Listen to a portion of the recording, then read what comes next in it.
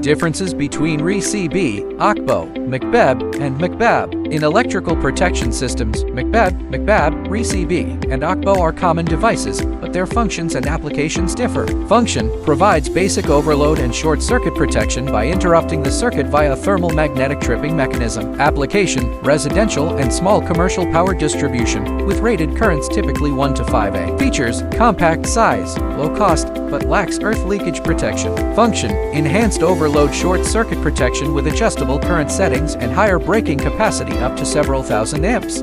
Application: industrial main power distribution and high power equipment, with rated currents often ranging from 1 to 5A to 1500A. Features: robust structure, supports modular add-ons, for example, shunt trip, but no leakage protection. Function: detects leakage currents typically 30 mA to prevent electric shocks or fires, but offers no overload short circuit protection. Application: environments requiring leakage protection, for example, humid areas, must be used in series with an MCB. Features: responds only to current imbalance, ensuring personal safety. Function: integrates MCB's overload short circuit protection and RCCB's leakage protection into a single device. Application: space-constrained scenarios, for example, residential distribution boards to simplify circuit design. Features: highly integrated, higher cost, but saves installation space. Key differences: protection scope: MCB or MCB target current anomalies. RCCB focuses on leakage. RCBO offers comprehensive protection.